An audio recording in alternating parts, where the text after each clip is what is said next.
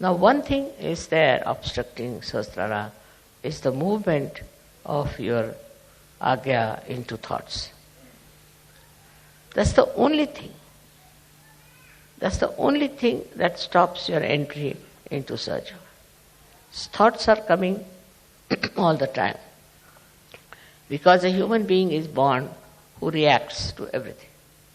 React to this and react to that, and the thoughts come in and thoughts go. There's a big crowd of thoughts. Because of that, your attention cannot cross over Agnya and can reside in the Sahasrara. So first of all, one should see what sort of thoughts are coming. You have to condemn yourself sometimes. You have to say, what nonsense, what have I been doing? What's the matter with me? How could I do all that? Once you start doing that, these thoughts will start disappearing. These thoughts are coming from two angles, one from the ego and another from your conditionings. And these are so much built up within you that they don't allow your Agnya to be crossed. That's why we have two bija mantras of Amksham. First one is, when it is conditioning, you are endowed with this kind of a fear. I shouldn't do like this, I shouldn't do like that, is not allowed, that is not allowed. That's the conditioning part of it. Conditioning can be of many types. But the ego part of it is that I must overpower everybody, I must get this, I must be able to rule everyone. These two things are there in the mind, which are all the time crossing. So it's important that we should go into thoughtless awareness. And that thoughtless awareness is the real way that your Sahasrara can be nourished by the Kundalini. Because Kundalini cannot go through, cannot pass through. And for that, as I said, there are two bija mantras. One is Ham, another Ksham. So if you are conditioned, you are frightened, you are afraid, and you had ideas about yourself. These days, the way people are describing, they'll say, I'm an extrovert. Somebody will say, I'm an introvert. Somebody will say, I'm hippie, I'm that. All kinds of things they can have attributed to themselves. But these ideas are all coming from outside. They are not from inside.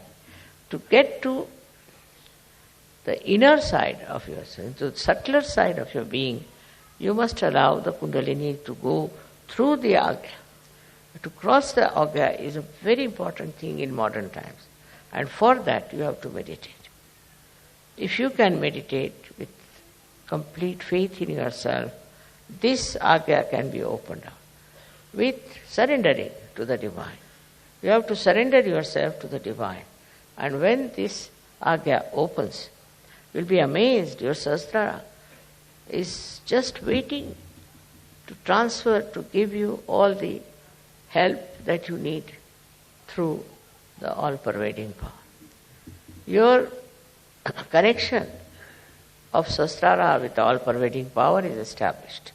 And by that, you will be amazed how all these 7 chakras work for you. How they help you. How they try to give you whatever is the real knowledge about everything. This real knowledge that you get is very joy-giving.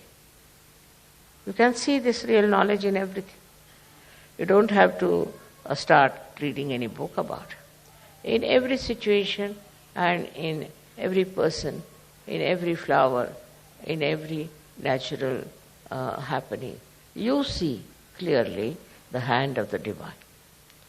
Once you see the hand of the Divine, your ego starts disappearing. Once you say that it's you do everything.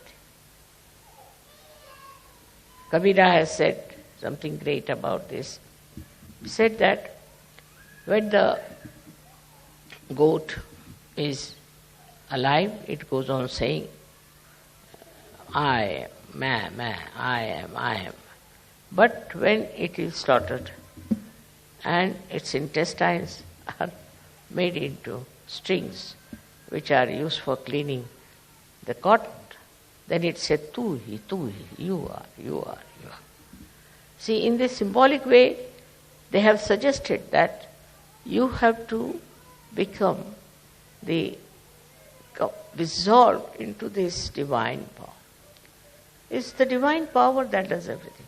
What am I? I was just a drop, and I fell into this ocean of awareness of the divine power. And that is taking over and working it out. That will help you a lot to be a great surgeon. You develop curing powers, but still you are not proud of it. You developed, of course, awakening powers, you are not proud of it. You develop so many creative powers and you are not proud of it. You become really very, very creative, extremely creative. But the greatest thing happened to you that you become a global personality.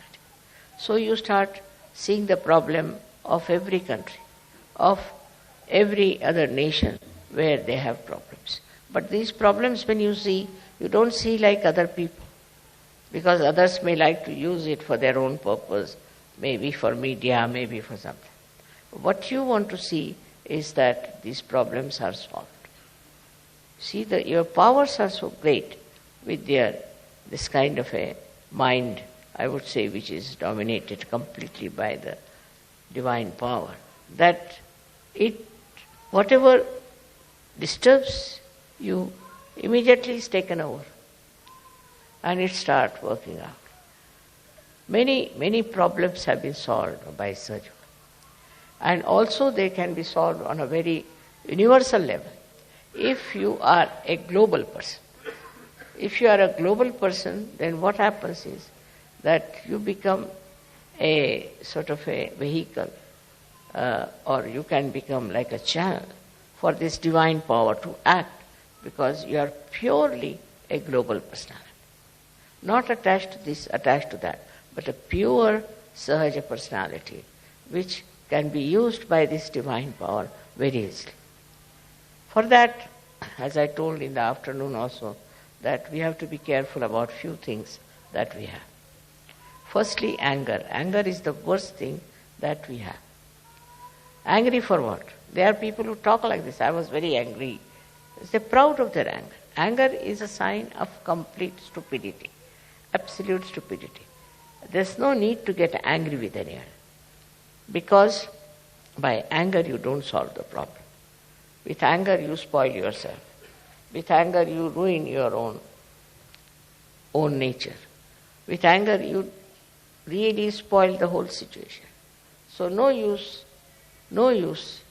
having any anger about anything. But if anything happens that angers you, you should settle down and see for yourself, why is it wrong? Why is it disturbing you? Your seeing itself will help this problem to be solved. You must first of all realize that you are a special personality, that your Sahasrara has been opened out to this all divine power, as if you are entered into the realm of divinity. You are great guests in that great court of divine domain. You are not an ordinary person. And so once you understand why you have Sahaja Yoga and why you have got realization, is that there's something special. But that should not give you any ego. It's not for ego that you have to have this, but it's for understanding that you have to play into the hands of the divine. This play is something I could explain like this, that if you are supposing an artist, then in the hand of the artist is the brush, and the brush never thinks that it is doing anything. It's the artist who is doing everything. In the same way, when you are one with the divine power, you just feel, I am not doing anything. It's the artist who is doing. It's the artist who is managing. And who is the artist? Is this divine power which loves you, which cares for you, which looks after you, which absolutely is identified with you.